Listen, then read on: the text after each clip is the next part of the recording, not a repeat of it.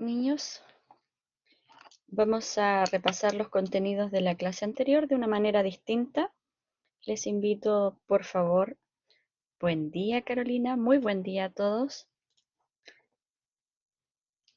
¿Cómo han amanecido en este bello día?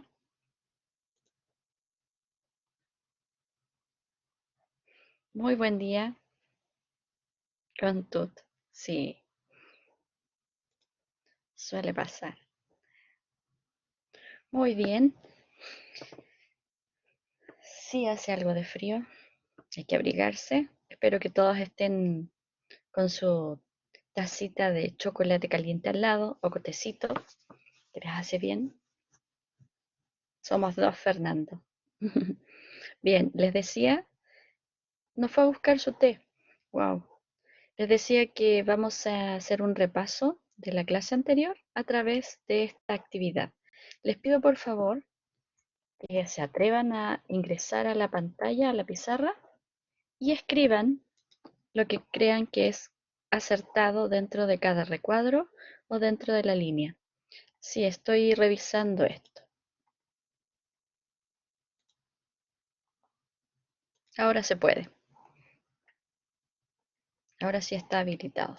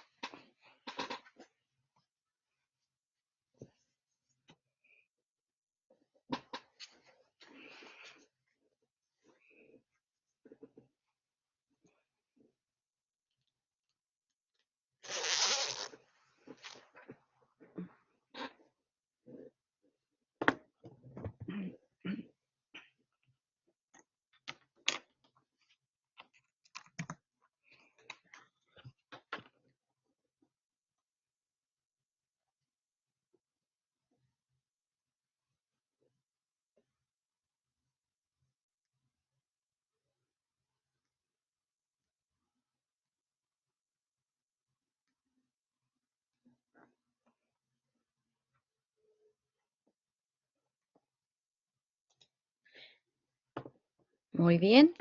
Vamos a ir moviendo, permiso. Ese es el tema de la clase anterior. Esto iría aquí y nos falta algo que quepa en el siguiente recuadro, que según su naturaleza puede ser una coenzima o un cofactor. ¿Cómo se llama ese grupo que puede ser coenzima o cofactor? Se llama grupo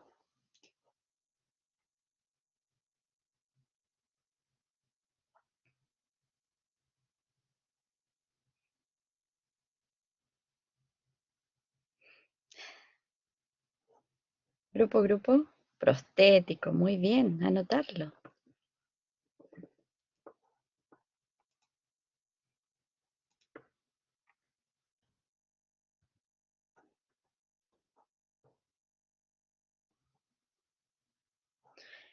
Así entonces, ese grupo prostético, según su naturaleza, puede ser un grupo orgánico, que recibe el nombre de coenzima, o un ion metálico, que entonces recibe el nombre de cofactor. Las enzimas aumentan la velocidad de la reacción, pero no afectan o no alteran el equilibrio de la reacción. La reacción que cataliza la enzima se lleva a cabo en, falta un artículo, el sitio activo. Las enzimas disminuyen la energía de activación, excelente, porque establecen, y aquí lo vamos a cambiar, interacciones con el sustrato. Ah, que me quedó al revés. Ahí. Establecen interacciones con el sustrato. ¿Qué tipo de interacciones? Las que vimos, ¿cierto? Interacciones débiles, como los puentes de hidrógeno, interacciones hidrofóbicas, fuerzas de Van der Waals. ¿Me falta alguna? Todos esos tipos de interacciones débiles se establecen con el sustrato y así estabilizan ese complejo y disminuyen la energía de activación. ¿Se fijan que hemos abarcado prácticamente todos los conocimientos que adquirimos ayer? ¿Alguna duda al respecto?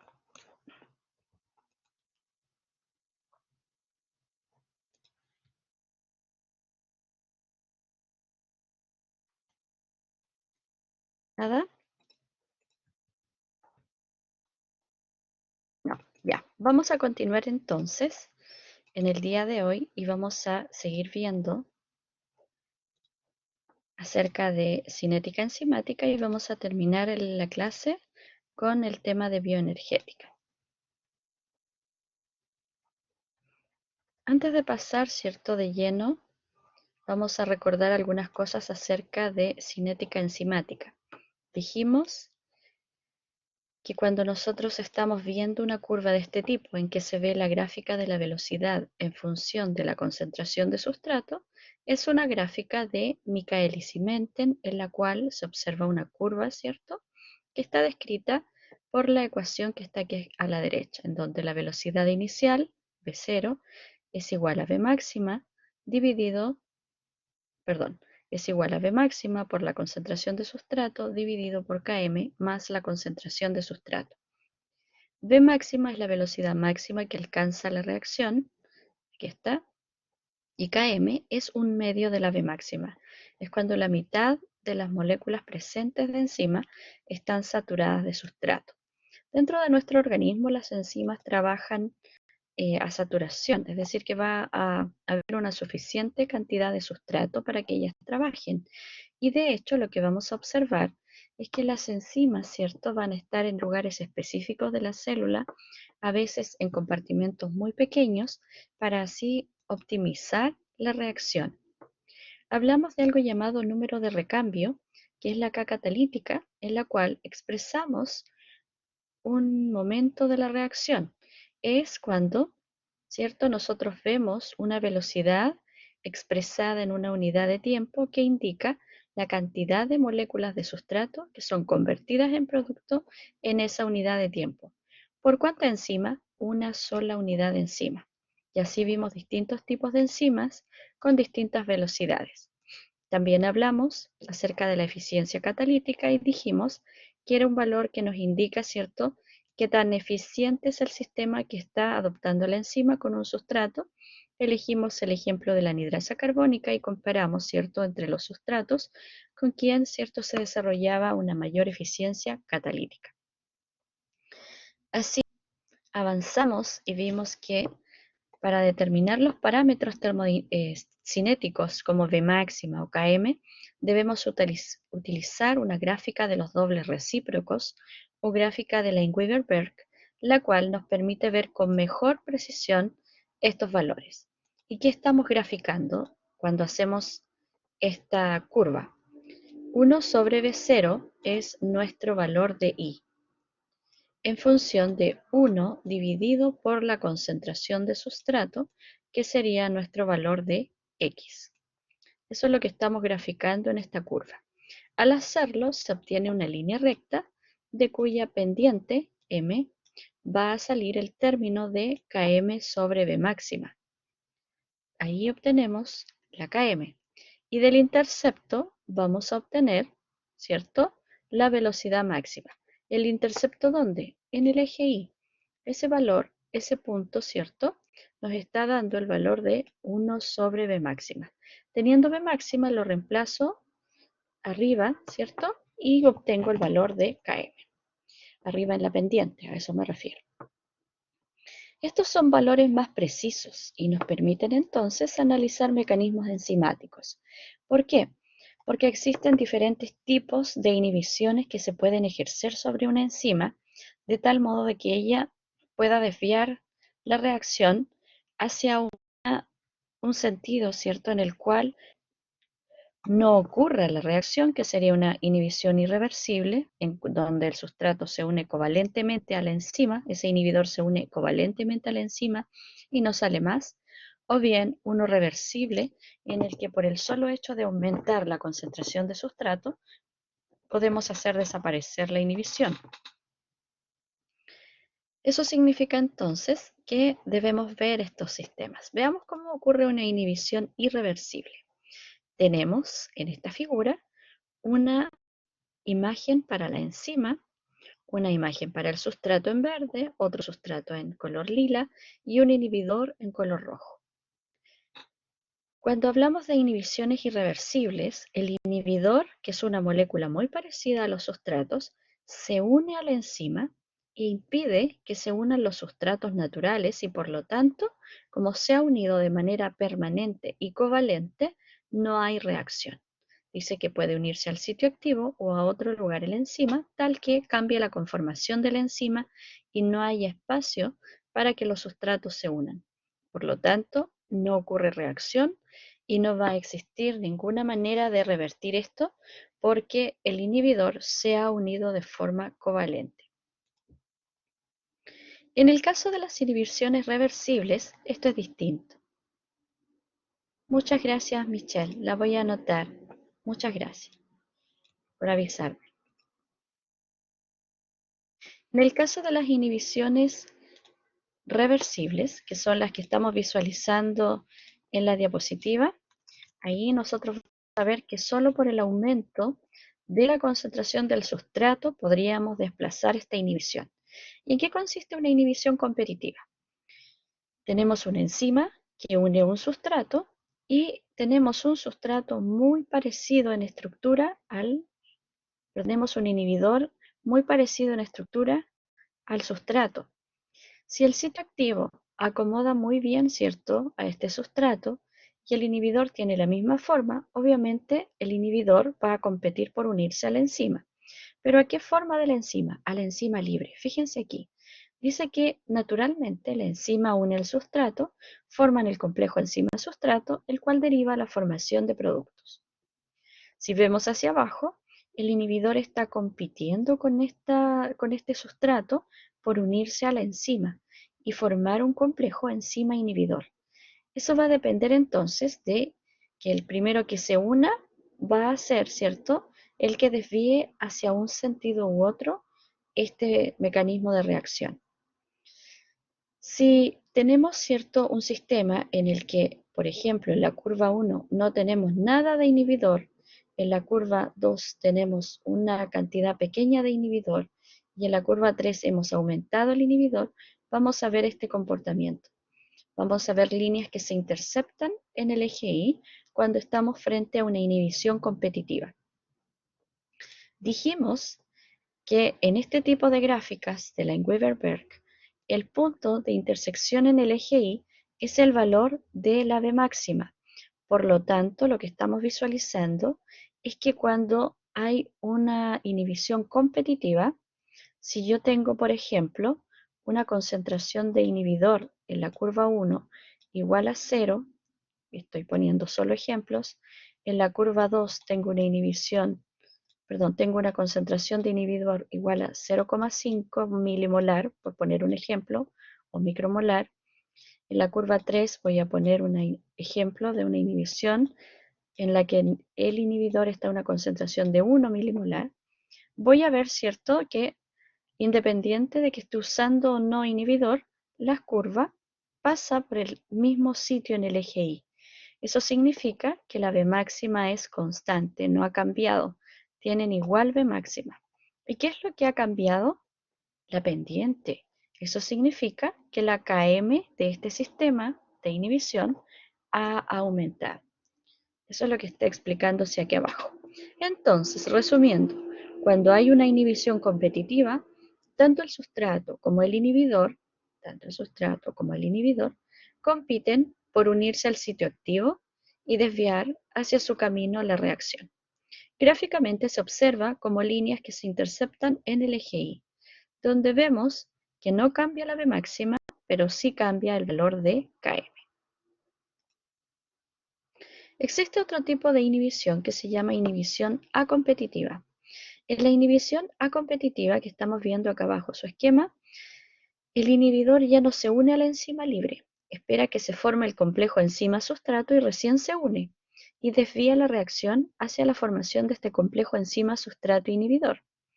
Gráficamente lo vemos como líneas paralelas, ¿se fijan?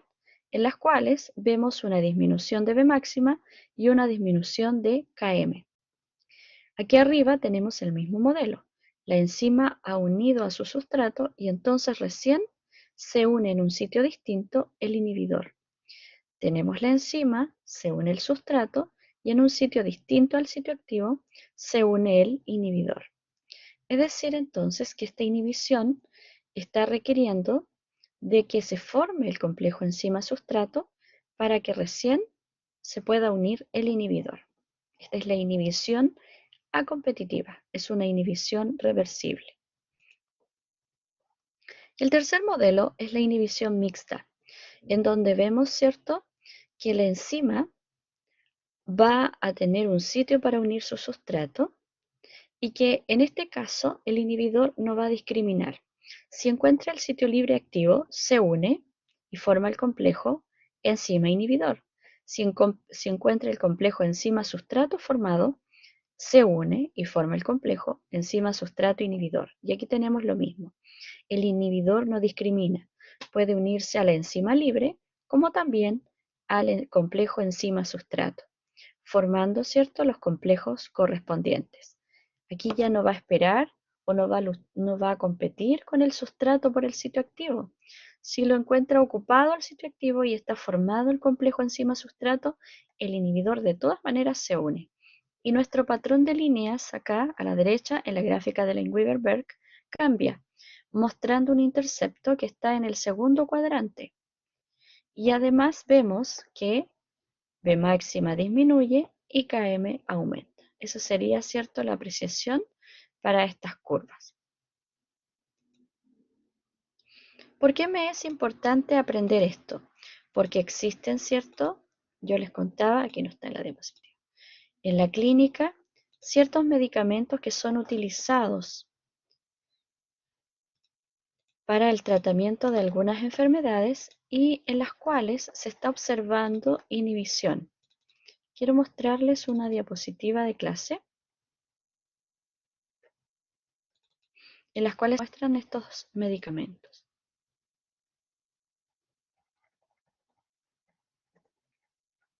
o algunos ejemplos de ellos.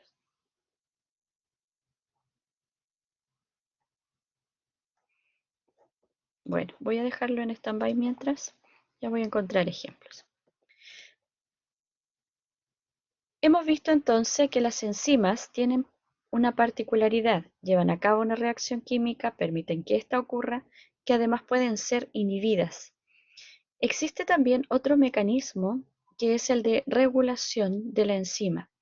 La enzima no trabaja siempre, sino que requiere de que haya cierta activación en su actividad.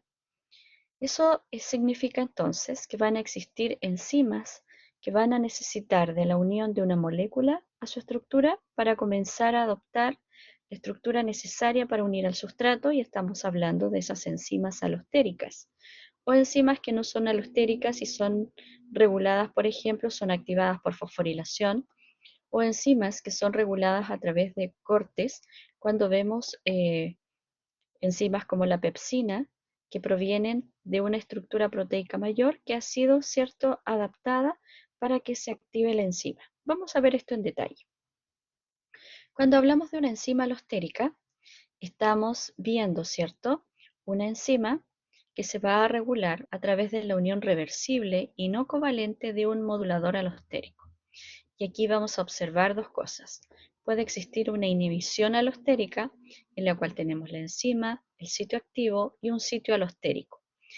En este caso, el inhibidor alostérico no se une al sitio activo porque tiene la forma del sustrato, este es el sustrato, sino que tiene un sitio específico este inhibidor donde unirse, allí donde estoy indicando en la figura. Al unirse el inhibidor alostérico, la enzima cambia la conformación de su sitio activo y entonces el sustrato no se puede unir.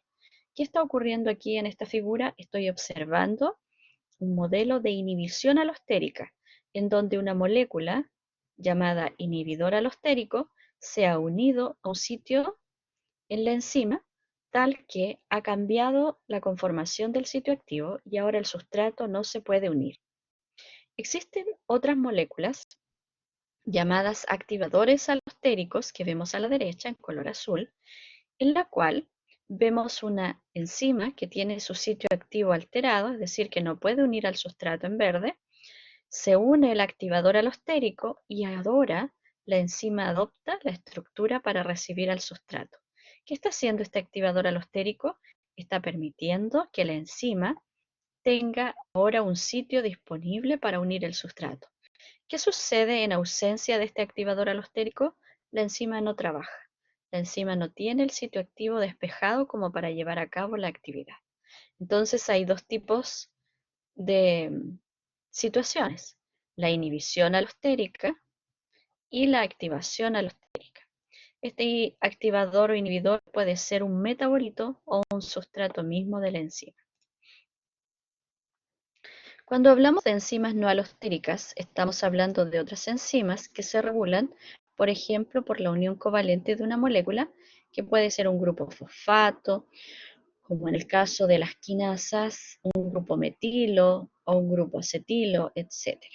Estas enzimas tienen de particular que en su sitio activo tienen serinas, treoninas o tirosinas, que son las que participan de estas reacciones a través de su grupo OH. Aquí vemos a la izquierda una enzima que recibe una molécula de ATP en la cual la quinasa, ¿cierto?, la fosforila.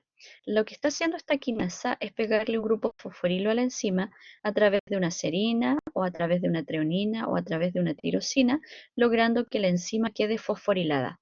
Si la enzima queda fosforilada, queda catalíticamente activa y por lo tanto puede unir el sustrato. Existe otra manera que sería, ¿cierto? Acá abajo también vemos otra fosforilación para una enzima en la cual estamos viendo que no hay solo una molécula de enzima. Aquí hay una enzima llamada glicógeno fosforilasa B, que es poco activa, está en forma de dímeros, ¿se fijan? Recibe moléculas de ATP, es decir, se fosforila y se transforma en una glicógeno fosforilasa activa.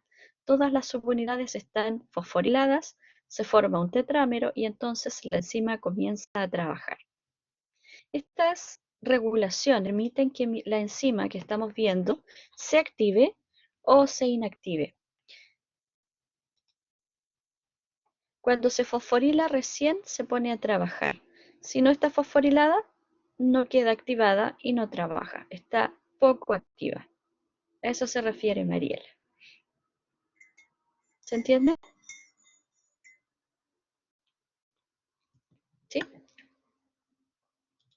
La última opción es la regulación enzimática a través de enzimas reguladas por cortes. Existen precursores en la cadena polipeptídica de mienzimas, se llaman zimógenos. Ustedes lo vieron en biología. Estos zimógenos o proenzimas son catalíticamente inactivos. Tienen una parte en la estructura que va a tener que ser liberado, esta parte en esta sección en verde, por ejemplo, que tiene que ser cortada, tiene que ser liberada para que así quedemos con la secuencia de la proteína que adopta una estructura catalíticamente activa. Por ejemplo, aquí vemos el pepsinógeno que actúa en el estómago, tiene su cadena ahí en verde. Si la cortamos, ¿cierto? Por acción del ácido hídrico, se forma la pepsina activa. Se le ha quitado un trozo a la estructura de la proteína, un péptido, que va a permitir ahora, con su liberación, que la proteína alcance una estructura que le permite desarrollar actividad. La pepsina entonces ahora que se ha generado puede llevar a cabo la degradación de proteínas, que es el papel que ella desempeña. No requieren de ATP, es irreversible, es decir, que yo no puedo volver a formar el pepsinógeno y además permiten obtener una forma catalíticamente activa para nuestra enzima. ¿Se fijan entonces? Para regular las enzimas existen mecanismos que son estos mecanismos que hemos visualizado recién. ¿Hay alguna duda respecto a lo que acabamos de ver?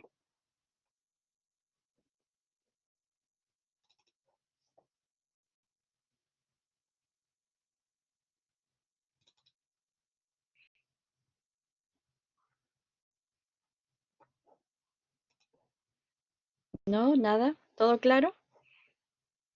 Perfecto. Vamos a pasar entonces al siguiente PowerPoint. Voy a hacer un corte aquí